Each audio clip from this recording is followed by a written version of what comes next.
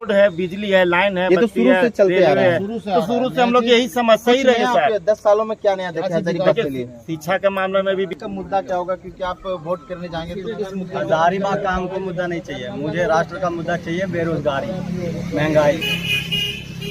Media दिखाना रहता है, कुछ दिखाता है, कुछ बोलता है कि नहीं बेरोजगारी का स्तर तो जनसंख्या बढ़ रहा है तो उसके हिसाब। सफाई, सड़क, ये तो चारों चलता रहेगा सर, ये तो चारों चलता चलता नहीं, वो तो है। आई एग्री विद यू, लेकिन अब बिहार यूपी से जितने भी सब हैं यहाँ पे आके जॉब कर रहे हैं, यहाँ का जो भी व्यक्ति है उसको खनिज जो भी कोयला निकल रहा है वहाँ से सबको आप क्या मुद्दा कुछ नहीं है। नोट का पहाड़ कहाँ निकल रहा है वो आप लोग देखिए। और जिसको लगे तो क्या आप चाह रहे हैं? झारखंड का कोई विकास नहीं हो रहा है, बाकी तो युवा लोग बहुत खपा है केंद्र सरकार से, युवा बहुत खपा है। कुछ नहीं है, आप अंदर का आके देखिए, हालत जरिया नहीं है। बोलते हैं मोदी जी की आत्मनिर्भर बनो, हमारे पास 5 करोड़ रहता है, अगर आत्मनिर्भर बनने के लिए तो हम क्यों करते सरकारी नौकरी? नहीं है तब तो कर रहे हैं। लेकिन अभी का जो स्टेट गवर्नमेंट का कहानी है, जो भी वैकेंसी आ रहा है सारा सबका पेपर लीक हो जा रहा है, ठीक है? और झारखंड का जो भी 100,000 रुपए लेकर के वोट देता हो, उसको पहले तो ये अधिकार ही नहीं है। और किसी भी भारत का लगभग 50 करोड़ से ऊपर जो लोग हैं वो बीपीएल के अंदर आते हैं, ठीक है? सभी को गैस दिया गया है, ठीक है? तो महीना में वो 800 रुपए का गैस भरवाएंगे या अपना जो उनका जीविका चलाएंगे। जोहार दोस्तों, द न्यूज मिर्ची में आपका स्वागत है और इस वक्त मैं हूं आपके साथ नेमतुल्ला। मैं बता दूं, हजारीबाग का हृदय स्थली झील परिसर में हूं, जहां पर आप हमारे पीछे देख सकते हैं काफी लोग यहां पर है और चुनाव के मुद्दे पर बातचीत करने के लिए यहां पर लोग उपस्थित हैं। उनसे जानने की कोशिश करेंगे कि इस बार का मुद्दा क्या, उनसे जानने की कोशिश करते हैं कि हजारीबाग में विकास हुआ है और आपके इस बार का मुद्दा क्या होगा। विकास तो काफी हुआ है पहले से, बस विकास कहीं रुकता है तो इस कारण से मुद्दा से रुकता है कि केंद्र में सरकार किसके रहती है और राज्य में सरकार जब बदल जाती है तो विकास रुक जाता है। और हम यही चाहेंगे कि भाई केंद्र में जिसकी सरकार बने, हम ये नहीं चाहते कि भाजपा को किसी की भी सरकार बने, लेकिन राज्य में भी वही सरकार बननी चाहिए। क्या लगता है हजारीबाग में क्या विकास हुआ है? जैसे विकास में जैसे रोड है, बिजली है, लाइन है, ये तो शुरू से चलते आ रहा है। तो शुरू से हम लोग यही समस्या ही रहे सर। 10 सालों में क्या नया देखा हजारीबाग के लिए? शिक्षा के मामले में भी विकास हुआ। जहाँ ये तो दावा कर रहे हैं कि राज्य सरकार जो कि सीएम स्कूल ऑफ एक्सीलेंस वगैरह जो चलाए हैं वो तो राज्य सरकार की, केंद्र सरकार का क्या कुछ नया फंड है हजारीबाग के नौजवानों को? क्योंकि ये बहुत बड़ा मुद्दा है, पलायन का मुद्दा बहुत बड़ा है। देखिए रोजगार के मामले में तो रोजगार मिल ही रहा है। क्या बताइए कुछ। आज भी रोजगार के देखे, जैसे अभी बड़का गांव में अभी जो एनटीपीसी सब लगा रहे हैं, वहाँ पर कितने लोगों को वहाँ भी, लेकिन विस्थापन भी तो किया जा रहा है, जितने लोग को बसाया जा रहा है बाहर, लगभग लोग वहाँ जॉब कर रहे, बाहरी लोग का तो देखिए जब यहाँ पर उस लोगों का साधन नहीं रहेगा तो बाहर लोगों को जिस चीज की जानकारी उन्हीं लोग को बुलाया जाएगा। अब हमारे यहाँ लोकल मुद्दा क्या रहेगा? मुद्दा यही है कि केंद्र में जिसकी सरकार रहेगी, हम लोग मुद्दा आपसे पूछेगा मुद्दा क्या रहेगा? चुनाव जो आप वोट देने जाएंगे, आप मुद्दा क्या लेके जाएंगे हजारीबाग?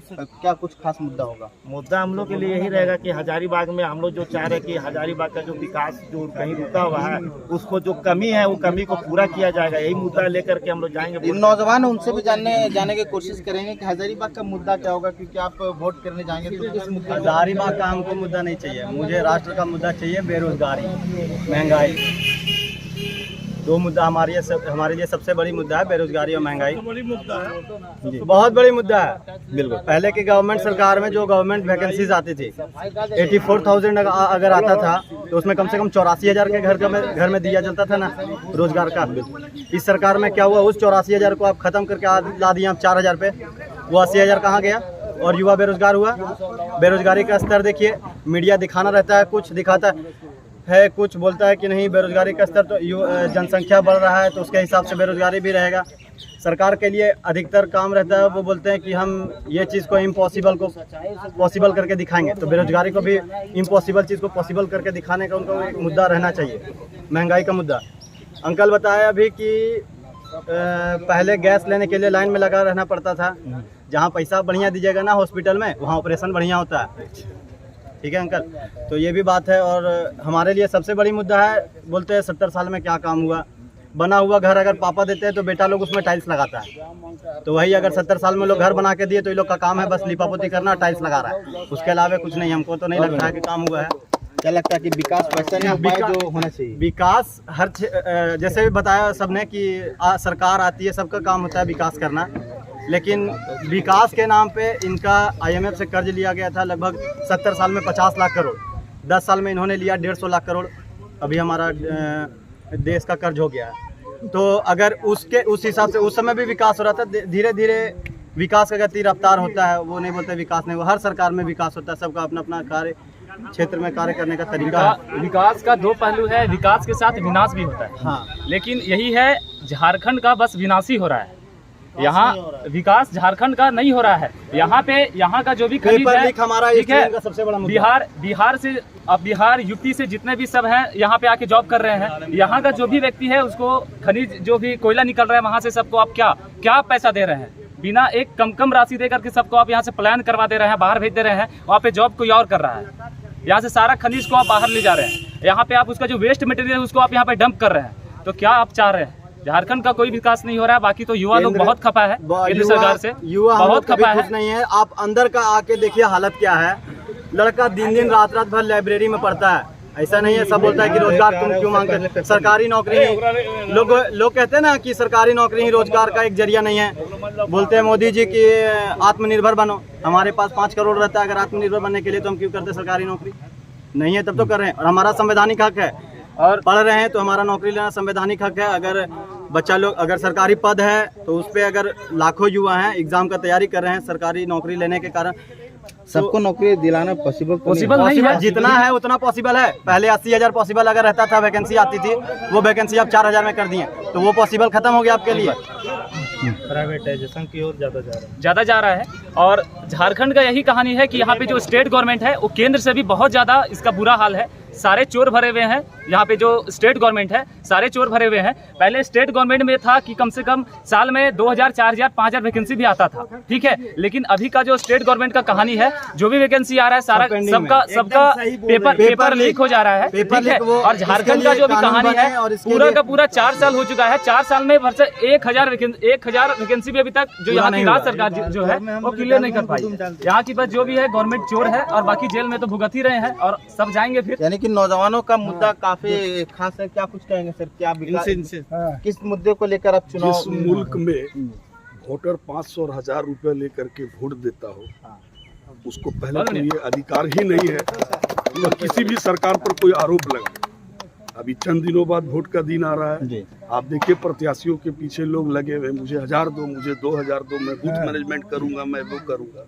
आप अपना अधिकार जितना दिखाते हैं उतना कर्तव्य भी दिखाइए। देश के प्रति आपकी भी जिम्मेवारी है, राज्य के प्रति आपकी भी जिम्मेवारी है। संस्था जिस संस्था से, जिस समाज से आप जुड़े हुए हैं, उसके प्रति आपकी भी जिम्मेवारी है। हमारे नौजवान साथी ने कहा कि अभी बेरोजगारी बहुत बड़ा मुद्दा है। जनसंख्या देश की बढ़ रही है, तो डे बाय डे जब जनसंख्या बढ़ेगी तो बेरोजगारी बढ़ेगी। केंद्र सरकार की कई योजनाएं हैं। अभी भारत सरकार की एक योजना चल रही है, मुद्रा योजना। आप उसका लाभ लें, स्वरोजगार का निर्माण करें। बगल में चाइना है, एक एक गांव में, एक एक घर में छोटे छोटे लोग उत्पाद पैदा करके पूरे देश की अर्थव्यवस्था को संभाल रहे हैं। आप सारी जिम्मेवारियां केंद्र पर और राज्य पर क्यों डालते हैं? इस बार मुद्दा क्या होगा? विकास मुद्दा कभी नहीं हो सकता। विकास तब होगा जब आप स्वयं का विकास चाहेंगे। बिल्कुल, आपका विकास तो आप अपने आप से जोड़े हुए हैं। आपको ये लगता है कि मेरा विकास होगा तो देश का विकास होगा। अगर मेरी इच्छा ये है कि जब तक मेरा डेवलपमेंट नहीं हो तब तक उसके बाद कुछ है ही नहीं, ऐसा नहीं होता है। अगर एक व्यक्ति कमाता है परिवार में तो अपने परिवार के 10 व्यक्तियों को खिलाता है। आप हमें बताइए, हिंदुस्तान में जिस इस समय आबादी 140 करोड़ से ऊपर है, क्या 140 करोड़ जनता को नौकरी दी जा सकती है? असंभव, कभी नहीं दी जा सकती है। आरोप लगाने से बेहतर है आप अपने आप को ऊर्जावान बनावे, आप अपनी जिम्मेवारियों को भी देखें। एक सवाल से 10 सालों में हजारीबाग का कितना विकास हुआ है? निश्चित रूप से विकास हुआ है। आप जिस भी क्षेत्र में जाके देखिए, विकास का कोई पैमाना नहीं होता। आपको बता दें कि नेशनल हाईवे जो है मासीपुरी में आप अभी जाके देख सकते हैं कि पूरा नेशनल हाईवे में पानी डबाडब है, तो निकलने के साधन नहीं है। इतनी छोटी समस्या जो मैं बता रहा हूँ आपको कि वहाँ के जितने भी लोग हैं और आने वाले जो भी लोग हैं काफ़ी परेशान है। नेताओं को ये दिक्कत है। हम आपकी शिकायतों को जायज मानते हैं। ऐसा नहीं है कि कोई भी कार्य होता है तो वो 100% होता है। सुनने के पहले जल नल योजना जो सरकार चला रही है, एक भी पानी घर तक नहीं पहुंच रहा, इसका कारण क्या है? मतलब अब देखिए, वो जो सरकार की समस्याएं है या जो भी वर्तमान समस्या है उस पर डे बाय डे कार्य होता है। अगर हम कोई घर में काम करते हैं, उसमें कोई कमी होती है, पुनः उसका सुधार होता है। 4 साल 3 साल से इसी तरह लगा। आप इस चीज को 4 साल से तो तुलना कर रहे, फिर विगत 60 वर्षों से क्यों नहीं तुलना कर रहे? ये तो फिर एक तरफ आरोप, एक तरफ ये उड़ाया जा रहा है कि घर घर तक नल जल पहुंचाते हैं। नहीं, वो सरकार का एक प्रयास है। जो जल नल योजना चल रही है, आप पिछले जो वर्षकाल थे जिनका कार्यकाल था उनको भी देखिए, वर्तमान कार्यकाल अब पूरे शहर में इस वक्त पाइपलाइन बिछाया जा रहा है। एक समय आएगा, एक सीमा होती है, कोई भी कार्य ऐसा जादू नहीं है कि आज आपने कोई निर्णय लिया और आज ही उसका फैसला होगा। अब गैस एक फोन में आ जाता है, बिल्कुल आ जाता है। कितना महंगा होगा? महंगा हो गया तो आमदनी नहीं बढ़ गई। आज से पूर्व आपको 500 रुपये मासिक वेतन मिलता था, आज आपको 50,000 रुपये मासिक वेतन मिल रहा है। आप उसके बारे में तो कभी नहीं बोलते कि मेरा वेतन बढ़ गया। उज्ज्वला योजना में जो मिला गैस वो तो रखा रह गया। क्यों रखा गया? जब आपको उज्ज्वला योजना में उसका लाभ आपको लेना है, आप सिर्फ उज्ज्वला योजना में गैस और गैस की कीमत को देख रहे हैं, उसके धुआं से, उसके जो प्रभाव से महिलाओं को जो तकलीफ होता था, वो आपने प्रश्न क्यों नहीं किया? कितना महंगा हो गया कि मेरे बस की बात नहीं। किसने कहा महंगा हो गया? जो आलू आप 2 रुपए किलो में खरीदते थे, आज 20 रुपए किलो में खरीद रहे। उन महिलाओं से ये पूछे कि आप 20 रुपए किलो में क्यों बेच रहे हैं? स्थिर रहेगी 20 साल से। आप जी क्या कुछ कहेंगे सर आप? हमें कहना चाहते हैं, हजारीबाग झारखंड देश का अभिन्न अंग है, भारतवर्ष का। देश जब तक शक्तिशाली नहीं होगा, असमृद्ध होगा। आज बीजेपी के, आज माननीय प्रधानमंत्री के नेतृत्व में हमारा देश बहुत शक्तिशाली हुआ है, बहुत असमृद्ध हुआ है। सबसे पहले हम बताना, हम क्षेत्रीय के बाद में आ रहे हैं कि हमारा जो फॉरेन डायरेक्ट इन्वेस्टमेंट था उसका अभी over a period of 10 years का 10 गुना बढ़ गया है। 10 साल पहले भारत ने 5,000 करोड़ डॉलर का एक्सपोर्ट किया था वेपन, आज 185,000 करोड़ का वेपन ये किया है। Today India is weapon exporter not importer. इसमें भारतीयों का नाज नहीं है। 370 धारा हटने से पहले कश्मीर में कितने आतंकवाद है, कितने लोग होते थे, मैं जानता हूँ। मैं फौज का कर्नल साहब हूँ। 1978 में सालों कत्लेआम होता था, 1978 से 2018 तक विकास कुछ नहीं था। जो वहाँ जाएगा वही समझेगा। मैं वहाँ जाके गया हूँ, सब हमने ये किया है, मॉनिटर किया, जायजा लिया है। इतना विकास जिसे कुछ कह नहीं सकते। अब सुनिए अब रहिए बात क्षेत्रीय इतिहास की। हजारीबाग हम क्यों हजारीबाग के भाजपा के प्रतिनिधि को, उम्मीदवार को देंगे? क्यों? Yes, I am coming to your point. Hazaribagh में 10 साल पहले सड़कें टूटी फूटी थी, सड़कें भी चुस्त दुरुस्त है। देखिए विकास का मापदंड क्या है, what are the criteria of development? शिक्षा, स्वास्थ्य, सफाई, सड़क। तो चारों चलता नहीं, वो तो है, आई एग्री विद यू। लेकिन इन चारों में हजारीबाग का बहुत विकास हुआ है। 10 साल पहले इतनी टूटी फूटी सड़कें थी, सड़कों का हमें 60 सेकंड का। दूसरा स्वास्थ्य में पहले स्कैनिंग, सीटी स्कैन नहीं था, अब ये सदर अस्पताल में है। दवाइयाँ फ्री में दी जाती हैं, सफाई की व्यवस्था है। शुरू से चलते आ रहा है। शुरू से नहीं, no I can have a bet. 10 साल पहले ये क्या कहते हैं, सफाई की गाड़ी जो है ना, गाड़ी आती है ना वैन से, उसको क्या बोलते हैं, सफाई हजारीबाग से कूड़ा करता का अंबार लगा रहता था, कचरा वाला गाड़ी आती थी 10 साल से पहले। और मैं बताता हूँ बिजली की व्यवस्था इतनी थी, जो हजारीबाग के इन भाई बंधु से पूछिए, 10 साल पहले जो है हजारीबाग में बिजली 6 बजे शाम से 10 बजे तक रहती नहीं थी। और यहाँ तक कांग्रेस का इतना बुरा हाल था, कांग्रेस का इतना अभिशाप था कि झील जो है ना 2008 में सूख गया था कांग्रेस के पाप से। लोग पासिंग हाँ पूछे 2008 में झील सूख गया था कांग्रेस के पाप से। जैसा कि अभी सर ने बोला कि सबको गैस फ्री मिल गया, ठीक है। भारत का जो बिलो पॉवर्टी जो लाइन है, बीपीएल जो लाइन है, उसमें जो लोग हैं वो कितने 800 रुपये से कम जो महीने में कमाते हैं उसमें आते हैं बीपीएल में। और बीपीएल में आपको पता ही है भारत का लगभग 50 करोड़ से ऊपर जो लोग हैं वो बीपीएल के अंदर आते हैं, ठीक है। सभी को गैस दिया गया है, ठीक है। तो महीना में वो 800 रुपये का गैस भरवाएंगे या अपना जो उनका अपना जीविका चलाएंगे, क्योंकि उनका जो आमदनी हो महीना में 800 रुपये से कम है।